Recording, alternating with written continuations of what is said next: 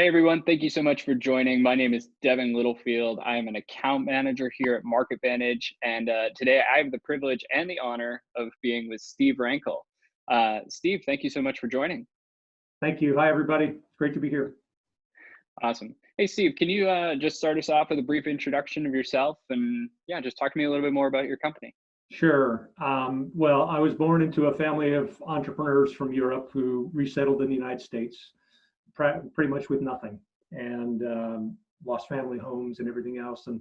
But what they didn't lose is an entrepreneurial drive. So in the last three generations of men, between my brothers and father and grandfathers and cousins, they're started and run about 20 different companies, and I was the first of many generations to actually graduate from college. So what I found myself doing is basically, because I was there, just participating in what they were doing, and I found them asking me advice a lot of times. And I always found this very interesting thing, that I was the guy that could explain the technology and the computers and everything else to the business people so they could actually understand it. So, I became known as the kid who could program the VCR, they could figure out the computer, they could figure out the technology, they could figure out the new car, blah, blah, blah.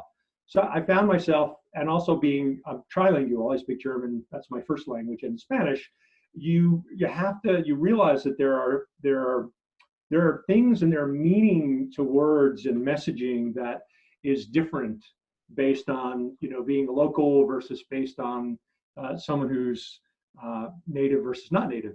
So that was really instructive to me and really pushed me into this idea of communicating in language to take complex topics and things that are difficult and hard to explain and hard to sell and that my mother might never understand, and explain it in a way that people go, oh, wow, I like that. That's great. Can you tell me more about that? Which I think is really what messaging is all about. So is that how you first got interested in messaging and content research and content strategy? Well, I worked for a British software company, and we were bringing all the products over. They had not succeeded, and I was their U.S. marketing manager several decades ago. And one of the things we discovered is very interesting, that when we brought the British technology, and this was chemical engineering, digital image processing, genetics, so scientists with the same discipline, using the same rules, with the same classes, right? Similar degree programs, whether it was in England at Leeds University. What happened is, what tripped these guys up in the US was, wait a minute, what's this word here, colors, C-O-L-O-U-R-S? And it became very interesting as I saw the sticking points that actually stopped people from understanding. So that kind of piqued my interest in messaging, and when we became very successful, we grew that company to record levels, and that got me interested in messaging. But really, where it came home for me was I lost everything I had at a career low, and the only job I could get was selling home heating oil at night, and they basically gave me a phone. And they said, I got 4 hours of paid training. 2 hours into it, they're like, oh, well, you're done, goodbye. And I'm like, oh my gosh. And it was on 100% commission, by the way. So I was calling people's houses between 5:30 and 9, and I'm like, how am I going to do this? And I had the same assets, the same offers as everybody else, but within 2 weeks, I doubled the top guy's sales numbers, and I became the number one rep in that company, and I never looked back. And it's many years later, but I still keep in touch with the CEO of that company. And that taught me something, that not what you sell, not what your offer is, and not what your product is, but what you say, how you describe it, how you message it matters. It makes all the difference in the world. And so I developed a set of systems behind that. I know we'll get into that at some point, but that was part of the shock, the real shock of like, wow, with the same exact tools, the same exact auto dialer, the same exact offers, the same exact pricing, everything the same, selling oil, I could outperform everybody else in the entire team just because of how I communicated with potential customers, and that was a big wake-up call. So that's interesting. So what are you doing now with this information, this experience? Like, how are you helping people now?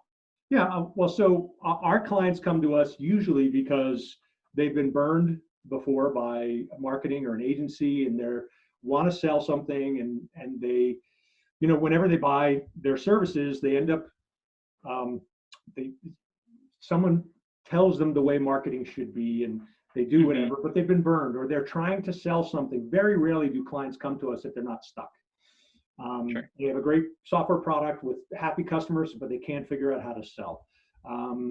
They have stable revenues, but they've hit a glass ceiling and they just can't break through that. Or they have a new product, and I was in charge of a new product at one company that they'd spent $10 million on, and they couldn't sell it. And I applied this approach, and I'll share the story later, but that's what got it selling. So what we do is we do customer research and messaging and content for clients who are trying to sell things that are really complicated, and that they need to up level the sales performance. And a lot of times they have tried, like I was just several clients that or folks I've talked to recently. One guy spent $140,000 between 3 different vendors. He didn't get a single client out of it. Somebody else had spent money last year, and his wasn't as extreme, but he spent $7,000 with 3 different pay-per-click consultants. You guys can help that. And he got not one single customer. And then another guy spent $35,000, $40,000 over an 18-month period with people that kept promising results. And so back to your question of what do we do now? We drive increased sales performance because most companies have a machine. They have an engine that does stuff. They have a website, they have email marketing. Everybody's got some kind of marketing automation system, or Constant Contact, or up to Marketo or Eloqua. And then they have a sales force. But it's what we do is take that and figure out what are the things, what are the magic words, the stories, the language that actually won your best customers that you shared with them, or that they heard either on purpose or very often by accident, that won their trust. So we help figure that out, and then we help the company scale around that. So if you think about it, we help them nail it and then scale it. Nail the message, scale the message. And most companies don't spend the time to nail it. They just kind of execute and think that more activity is going to do it. And I quote Thoreau as saying, for every 1,000 men hacking at the leaves of evil, there is 1 man hacking at the root. And what we try to do is we don't sell a prescriptive, you should follow these 12 steps or something else. We actually interview their customers, find out what they heard, what they remember, the message, the language, the stories, and then we harvest that and turn it into selling tools and buying, stuff that moves people through the buyer's journey, and sales training and web content and other things that works because it came from somebody that they already worked with. So there you go. Gotcha. Cool. Very cool. I guess with that, what do you find to be probably the thing that companies struggle with the most as they're kind of coming up with their messaging or with their content? Well, it's really easy for humans, right? So even if you talk about something, you everybody loves the product, right? And the shelves of history are lined with products that haven't succeeded. And it's usually not about the product. I was actually just yesterday speaking with the former head of global software design from Wayfair, and he was saying, you know what, I teach everybody on my teams that what UX design and product design is not just about designing good products. If you don't understand the messaging and where the customer is and what they say, and you have no content strategy to reach them, it's useless. The best products in the world are often left, like I said, on the shelves. And so I think the biggest issue is the temptation to just talk about the product. Sure. The second biggest issue is, and that's being what I call product fluent. I'd say the second issue is being industry fluent. People often think, well, there's a lingo and a language that we're going to use in this industry. But the industry doesn't matter. What matters is your customers. The question is, are you fluent in the language that your particular type of customer can respond to and does respond? Sure. And so I think the biggest mistake people make is either they follow the leader, they're like lemmings and they kind of fall off a cliff and everybody does the same thing that the market leader does. I had this happen at one company I was working with. They're like, what makes us different is people, process and technology. And I said, that doesn't say anything. A, and B, tons of people say that. They're like, no, we need to use that. So it turns out that there was a trade show in Boston, because I'm based in Boston, at the Heinz Convention Center. And all these vendors came and everybody hung these flags and banners, and they all said, we were about people, process, and technology. And one of the partners came back and she was scratching her head, and she walked in the office and she's like, man, we don't look what everybody say. We say the same thing everybody else does. How are we supposed to stand out? And I'm like, that's the point. That's funny. Do you have another example or two of messaging that you've seen gone wrong? Gone wrong. Well, I'll share. There was a firm that engaged us. This is another sort of another tipping point for me that actually resulted in the process. There was a company that was selling websites. They were based in a town outside of in New England, in an old converted machine shop. In fact, literally on the other side of the wall, in this painted gray cubicle, building, which clearly was like a converted garage, there was a machine shop. So they were on the opposite side. They shared this building. I guess the other guy decided to split the building. They were working there, and they were selling websites. And they were they're brilliant guys, and I trusted and respected them and liked them very much. And I'd ask them, so what do you sell? And they're like, oh, we sell active server pages, and we have this really excellent process, and blah blah blah. And they threw all this technical gobbledygook at me, and I'm like, oh. Mm-hmm. And so they hired me to help them. And they were struggling because what was happening is, in the absence of a clear message and clear differentiation, people default to one of two things. They either go to the leader if they have the money, if they want to, or they go to the cheapest option, because everything looks the same, right? And sounds the same, and nothing resonates. And they said, hey, listen, Steve, we want you to help us. And so, got an agreement with them. And I had no idea. I was like, what am I going to do here? This is way early on. This was like 17 years ago. And they're like, I said, give me 10 of your customers. And they said, oh, can we give you 9? And I'm like, I'll take them. And so they gave me the 9 customers, and I interviewed them, and this aha moment, this really prescient moment. So they told me to expect this, active server page, blah, blah, blah. And their customer said this, something completely different. Like, they're peaceful, they're calm. I'm like, they're calm? That's part of your message? It's part of your value proposition? Have a single point of contact and blah, blah, blah. So I wasn't even done with the work, and that they were really struggling. And the CEO, one day I was in the office, the CEO came to me and said, listen, we got the biggest opportunity we've ever had. I know you're not done. Can we use anything that you've done so far?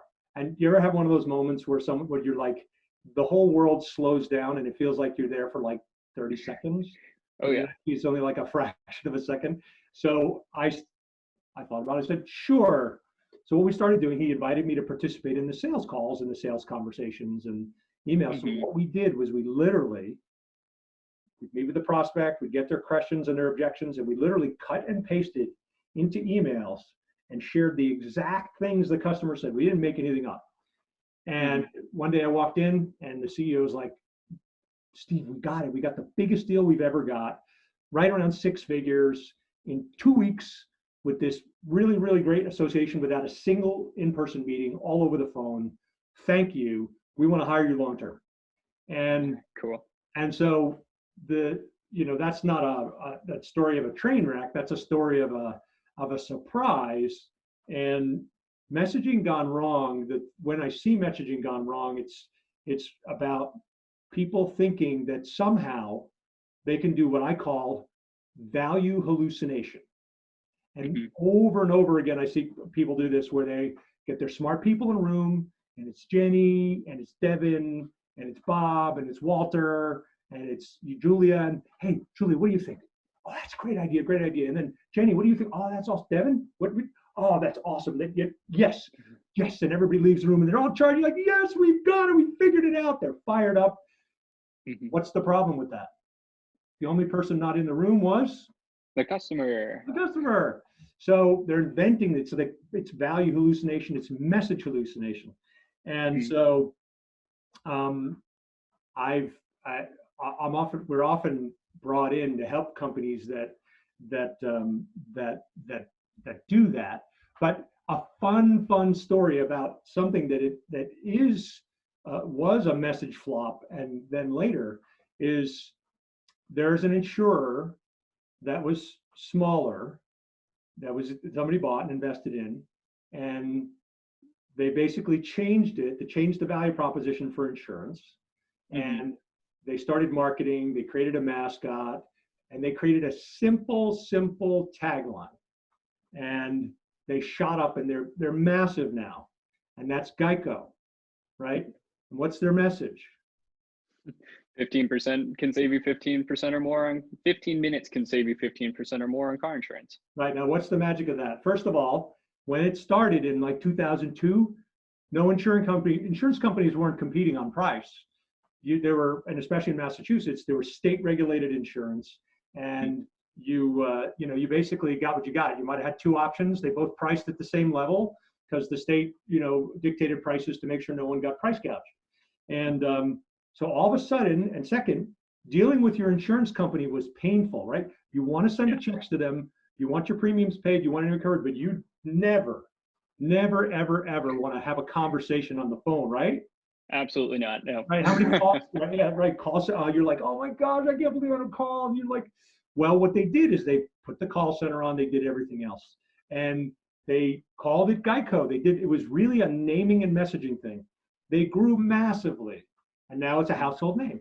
Do you know what Geico stands for? No. Government Employee Insurance Company. Really? Interesting. I never knew that. Huh. So here's this sleepy little company that had the fundamental pieces of insurance. They got bought. I think that was before. I think Buffett did this, or Warren Buffett or somebody, and they said, "How can we stand out as different and better?" And they slapped, customer service on the front, and they published an 800 number, and then they had this cool marketing, and then they offered discounts, and they made themselves easy to deal with, and they communicated that with that message, right? 15 minutes. When's the last time you dealt with your insurance company? Not now, but years ago, where anything took 15 minutes. Now Progressive Insurance sends a van or a car to your house, or a little SUV that looks at your images and prints you a check. That's insane. And people have forgotten that what changed the game in insurance, what changed the game completely, was messaging. Right. That makes so much sense. So what do you think then, that's a really interesting example, because I imagine Geico, even before, clearly they had a messaging problem, right? And I imagine they're not the only company that's had that problem, So what do you find most often that companies struggle with when it comes to their messaging?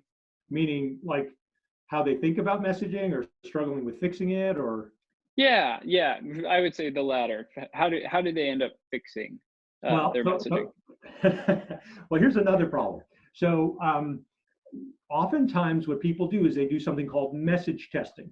And our fundamental tenet is that anything that doesn't come from a customer's mouth is nothing but an educated guess.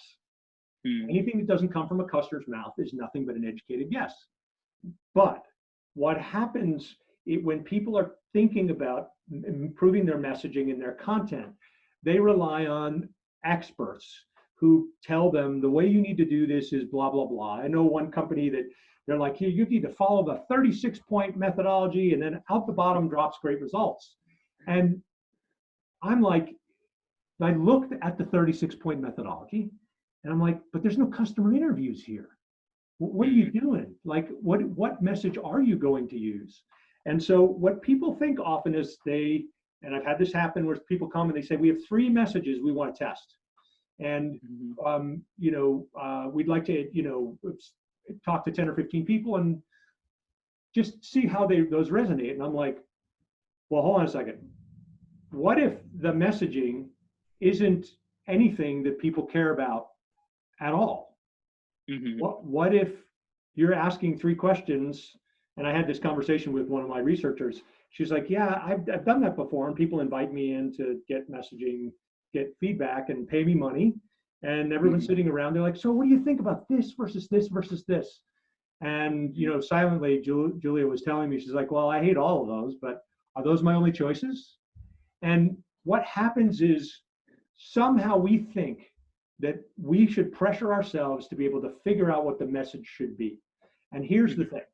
If you've got 10 good customers, just 10 that you can point to and say, I want more like that. Or these customers have already been through the buying process. They have already figured out what your message is. They know what your secret sauce is. They know what matters to them. They know things about you that they love that you've never thought about sharing.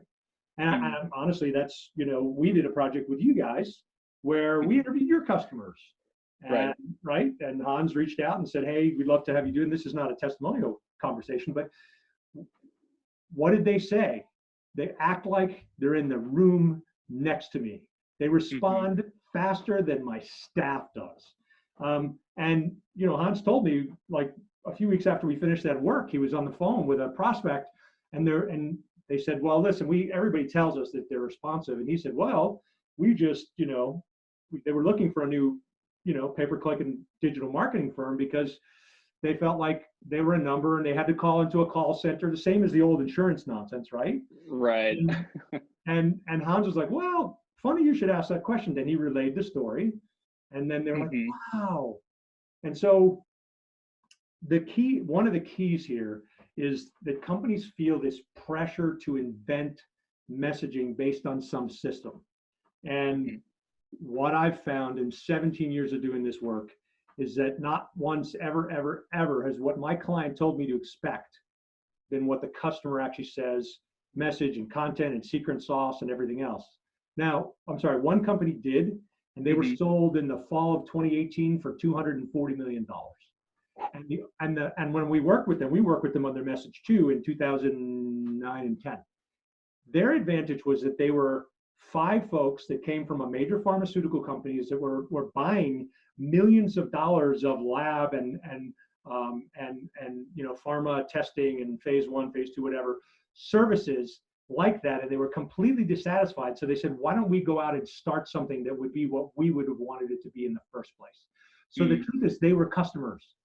But even then, we still discovered things for them. And the cool thing about it is when we did that, there were sections of their website that we built with them in 2010 that in 2018 or 19, when I last looked, I can't remember when, it's 2018 probably when they're sold, were the same.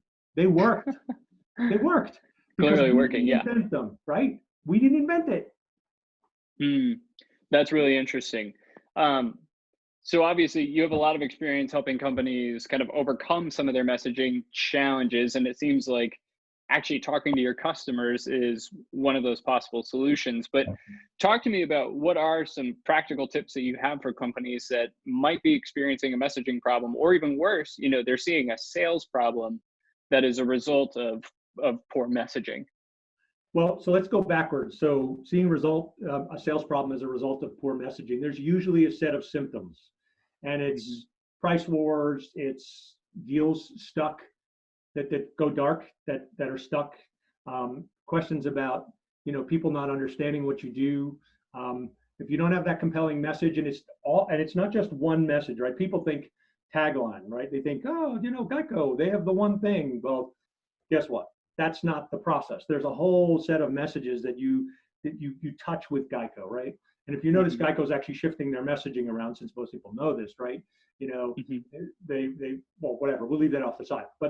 But symptoms that say, hey, you've got a messaging problem, include that your sales guys are having a tough time, that you have a high bounce rate on your website, right? 85, 90, 100%, whatever. It's not 100%, but you know what I'm talking about. Yeah, pretty high regardless. Right? You're sending out email messages, you're doing marketing, and you're just not resonating. You're not getting responses.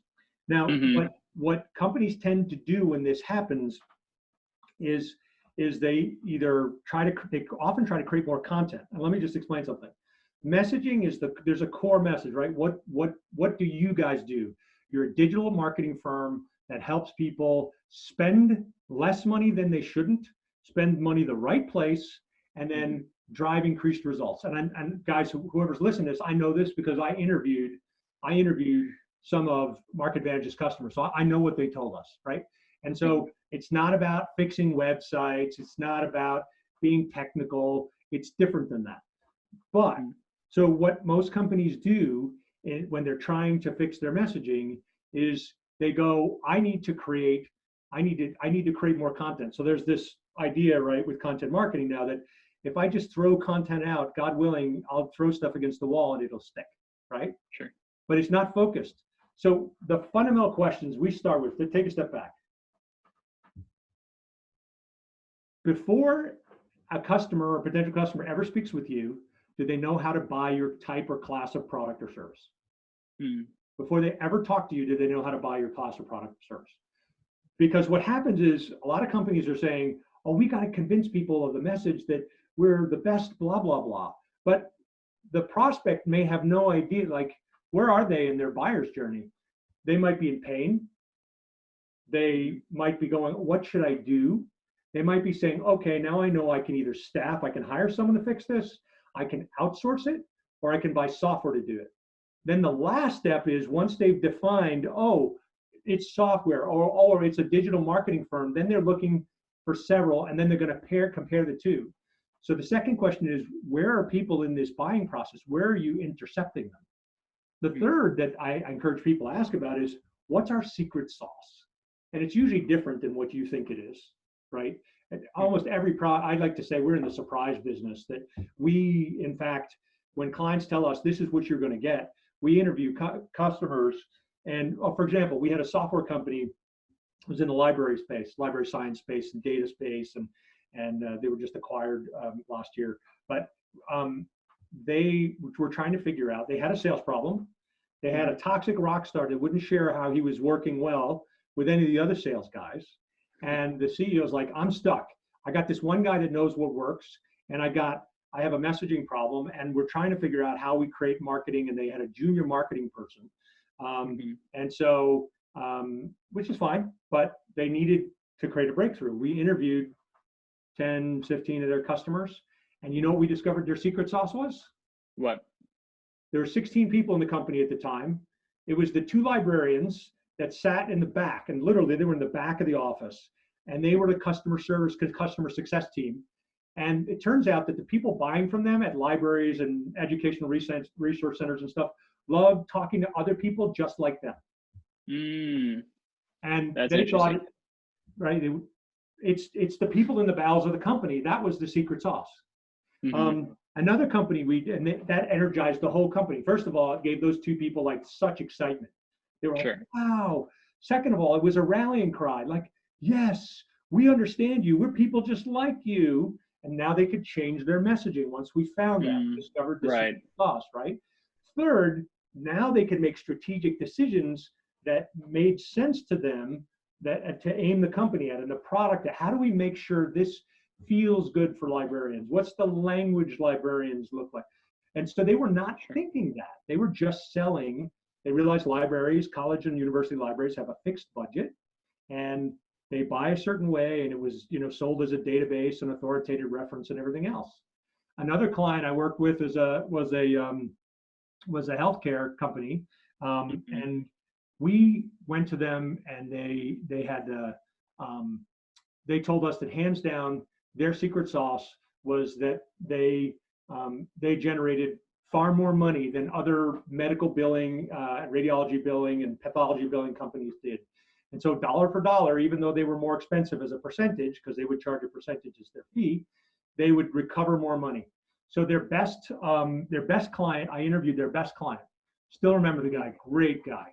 And he was in Ohio, and he said that I told him, I had the numbers, and I said, listen, these guys shared with me that you saved them. I'm not going to share the exact number, but it was X number of millions of dollars, and this was documented. And he's like, oh no, that wasn't it. It was much smaller than that. So in his head, a lot of people think, how do I stand out in my message, and how do I share ROI? They're like, oh, we'll just talk about how much money we make or how much money we save. But people discount that, right? Just like you and I, when we're writing our budget, we think it costs less to live. We think we have less output. there's just a very natural tendency amongst humans to take things down. And I told him the number again, and then he was like, okay, I could tell I didn't push it. What he quoted as a secret sauce for the company was just the connection and everything else. So this company that very, very clearly made more money for every single one of their clients, and in some cases, millions and millions and millions of dollars over a 2 or 3 or 5 year period. Take a wild guess of the 10 customers I interviewed. I can't remember, it was 9, 10, 11. Take a wild guess how many of them talked about money or ROI or increased revenue. I'm going to be a pessimist and say 5. Shoot in the middle. 0, really? Yeah, because wow. And that's surprise, right? If you make somebody millions of dollars more a year, why would that not be important? But that's a benefit and a result. But what's the core thing that these guys were trying to get rid of? They were trying to get rid of the stress. They were trying to get rid of feeling like they didn't know how to negotiate with insurers. They were trying to get rid of all sorts of different things that were just pressuring them. Once that pressure was lifted, even if this company had made them less money, they would have been fine.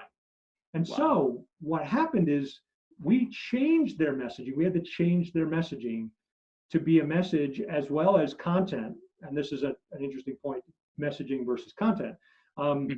We changed their message to be one about peace of mind and solidity and stability and et cetera. And that's what really resonated for these physicians that ran these practice groups. And then we had to change the content we shared with them and what we shared with them. And what we ended up doing is, instead of us inventing a message, we interviewed, like I said, we interviewed a bunch of doctors. And what the content we sent out were buyer's guides or life as a customer or how to choose a medical billing service. And it wasn't our messaging, it was what the doctor said. And they could see the doctors that we interviewed, their CVs on the side. And the first program we did that for, they generated about $600,000 worth of contract value for, I don't know what it was. It might have been a $10,000 marketing spend. But my whole point is that what companies tend to do is they assume they know their secret sauce. Right? That was the third point. They assume they know their secret sauce. Does someone know how to buy your product or service? Do they know what your secret sauce is? Here's the next piece in messaging. Where's your choke point? Where's your choke point? Where's your pipeline getting hung up? Everybody has choke points.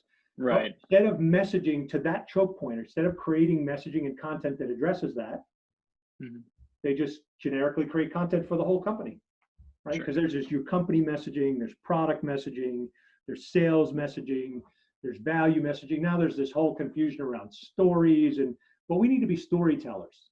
There's even a guy who wrote a book that said, there's a way to absolutely know. You create a story and invite your customer into it, and that's how you know. And I'm like, 17 years of doing this, that's never been the case. And yes, if you write fiction, and this guy's a very successful author, you can control everybody in the story. But there's this pesky thing in our story, in your life and my life, called customers. Right? Customers. They don't do what we want. They don't think what we want. They don't talk. It's our job to figure out what they want, what they care about, what they value. And so, what I would say is just going to your customer. And you asked me, give us tips, or where do companies get hung up? The other piece that people get hung up on is, if you're too close to them, they're not going to tell you the truth, nor are they able to tell you the truth. And I have something I've developed this theory over 17 years. I call it a law, but they call it the law of familiarity. Have you ever noticed that when you go into Starbucks or somewhere else, you see the person who's wearing a shirt that's kind of like yours, and the guy who maybe has a beard like Devin does, and the gal whose haircut is kind of like your sister's, if you have a sister or your wife's? Because there's something called the retinal activating system in a human. And humans are like this. We see the things we're tuned into or that we're used to seeing. And it's also a defense mechanism, right? There's 2,000 things you could see when you walk into Starbucks. My kids see, oh, Dad, look at the little pretty thing. And my wife sees, ooh, look at the coffee, or look at that, this, or look at that mug. I see laptops and people having business conversations and phones. And maybe that's really boring, but we see different things. We're programmed to see different things. Here's the other thing. When you're too close, you're only able to see what you see. You're only able to ask the questions that surface what you think should be asked. And this is a problem that happens with message testing, because most people go out and they take several options and they go, which one do you think is best? Instead of interviewing and figuring out how to create a comfortable environment and vacuum somebody's brain and ask them what they think. A lot of times in customer interviews, I only have to ask two questions. Tell me a little bit about about yourself, and tell me a little bit about your history with this company. And they answer everything on my 10, 15 question interview guide. But they don't tell me what I'm asking. I'm not asking them what do you like about this messaging?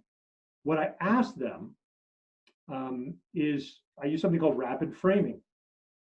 Instead of saying, for example, hey, Devin, how you doing today? Good. I'm good. Did I really learn anything from you with that question? No.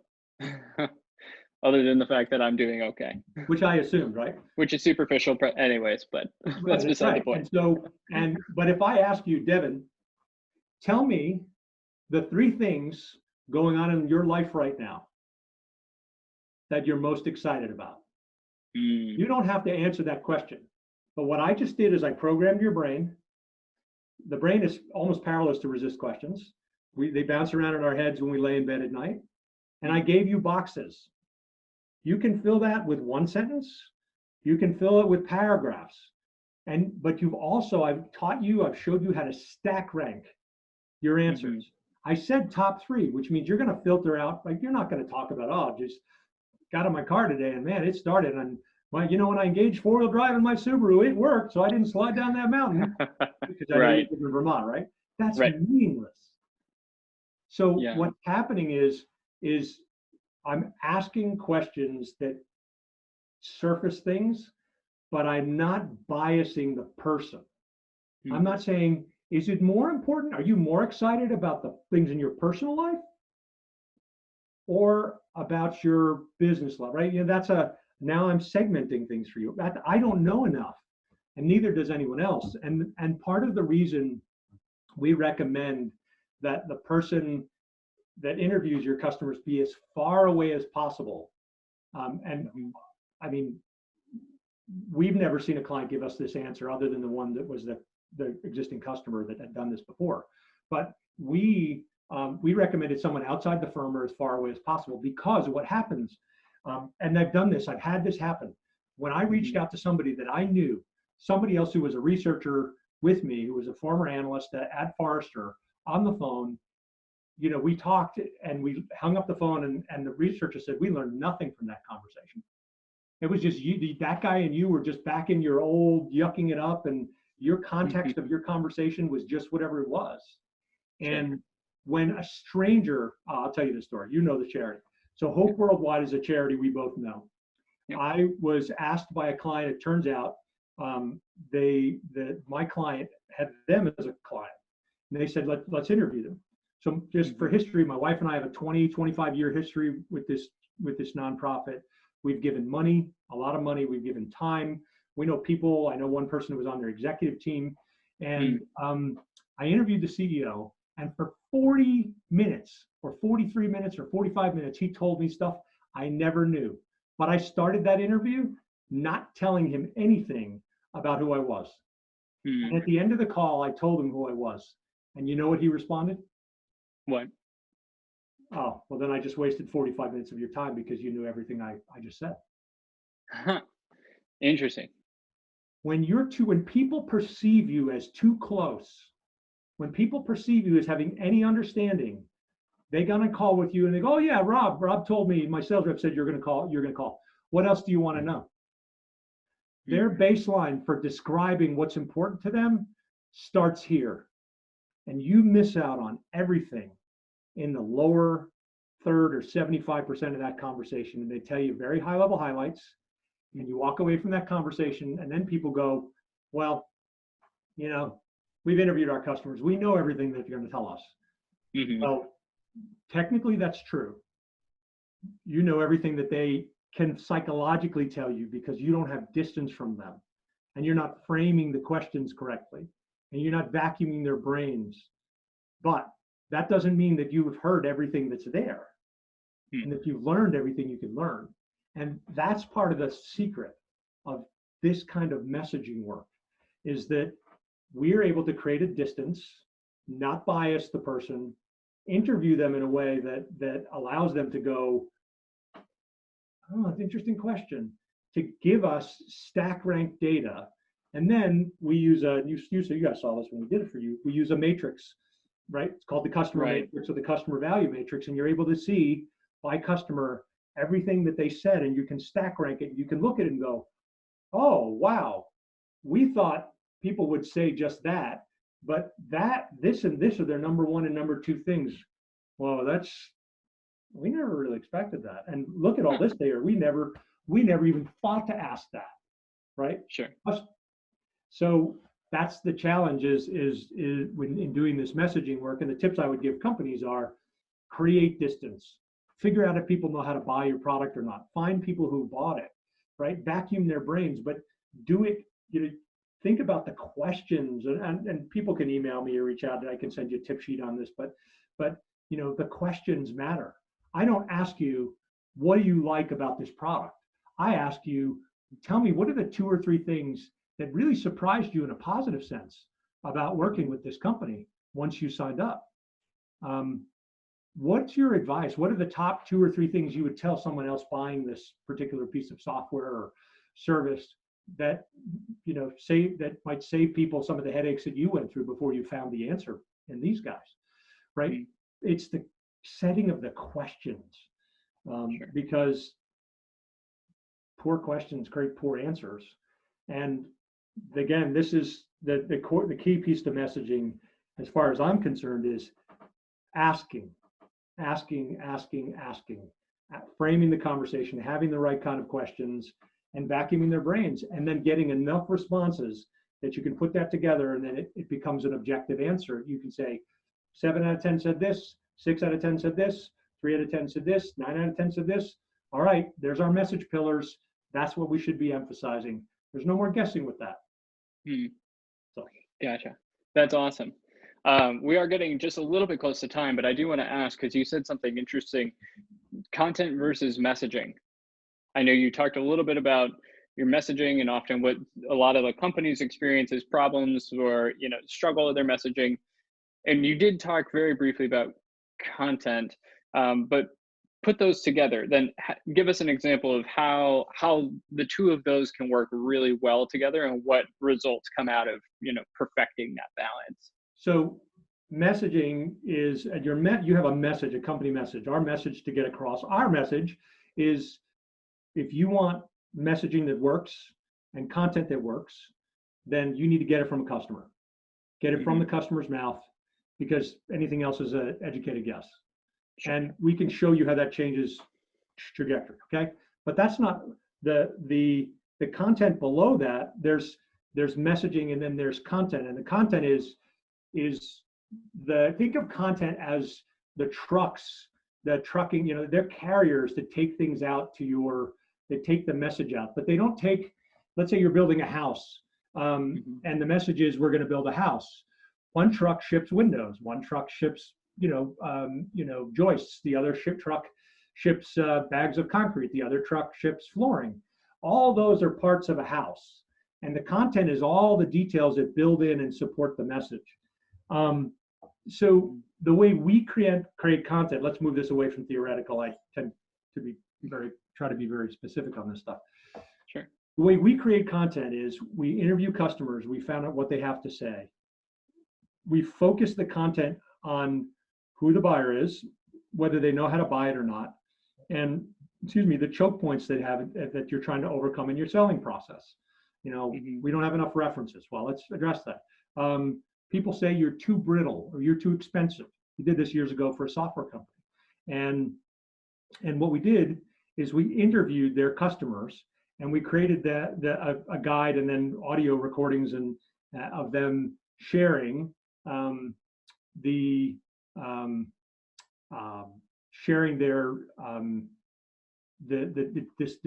sorry, That's thinking okay. about the best content. So let me use this example. Message. We're software that helps you. We work for a software company called Service CEO. They help service businesses run and be really efficient. So Mhm. they were trying to get that message out. They were trying to grow. We're already the market leader, but how do we get that message out? A story I discovered while I was there, content that showed up on a CD, was that the CEO ended up, he was asked to come consult for a British consumer products company. And he said, they flew him over, they flew him first class on British Air, which is quite expensive.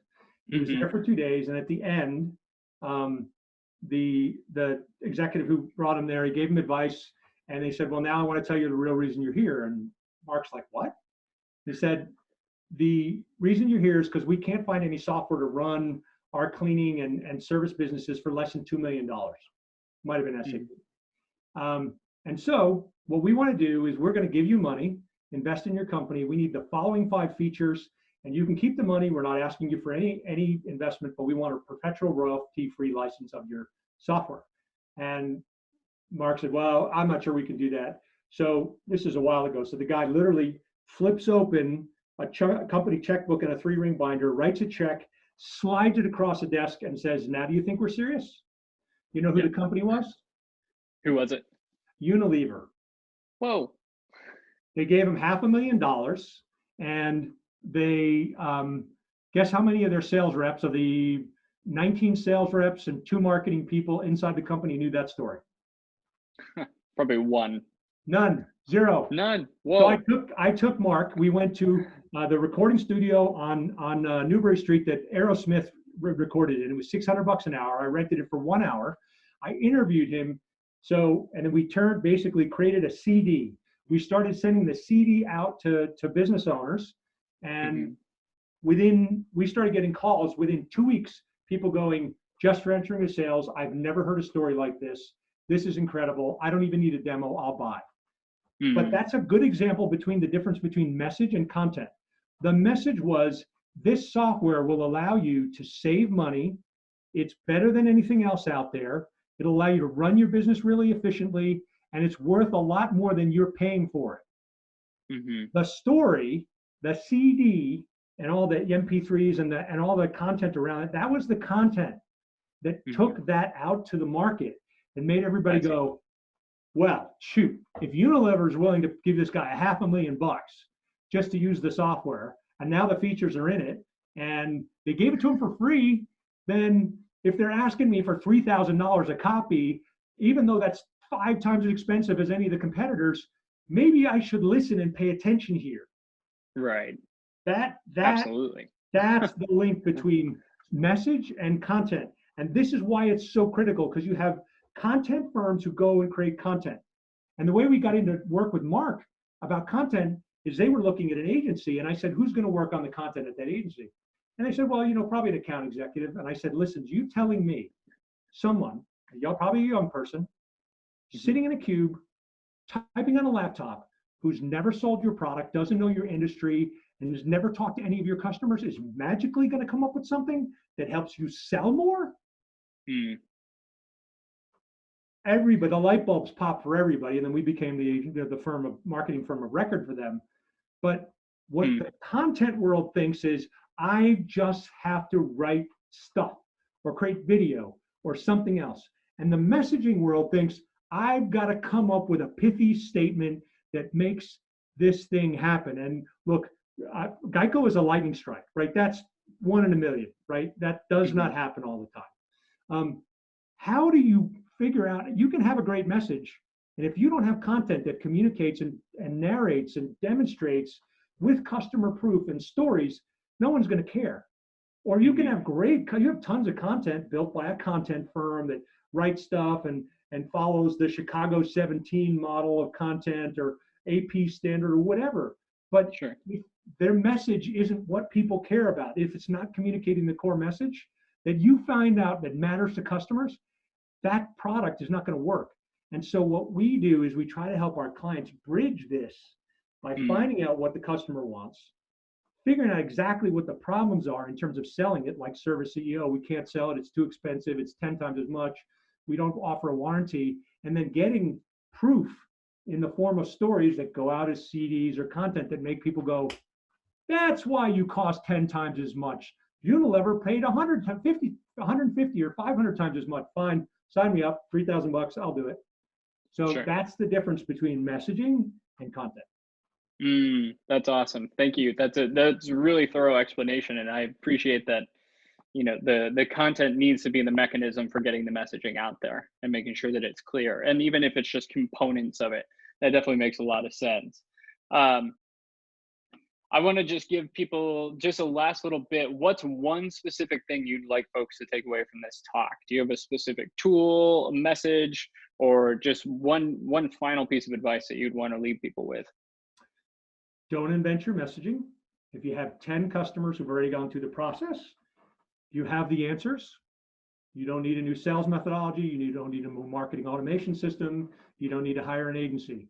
You got to interview 10 or 15 of those customers, find out why they bought, capture their stories, capture what they say, ask them the right questions. If you care, if you want to know what those are, email me or get through touch with me through Devin. I can give you some examples of those. Capture what they say. That'll give you the top level message. Take the transcripts, right? Turn them into content and get your story out that way. Don't invent it in a conference room. Don't do content hallucination or message hallucination or value hallucination. That doesn't work. I'm just here to tell you it doesn't work. Sure. Awesome. Is there anything else you'd like to share with folks? I'm just honored to be here. I really appreciate people listening, and if folks want examples of really effective tools, messaging versus content, they can either find them on the valuestorytelling.com website, or they can email me at steverankel@gmail.com and steverankel@gmail, and I'm happy to send them to them. Perfect. And with that, I guess we'll wrap it up. So thank you so much, Steve, for being here. I appreciate your time and for giving these awesome tips. For more tips like this, definitely check out marketvantage.com or check out our YouTube channel. We're going to be releasing new content like this every week. So stay tuned. We've got other subject matter experts coming in. But in the meantime, Steve, thank you again. Thanks, everybody. Have a great day. Take care.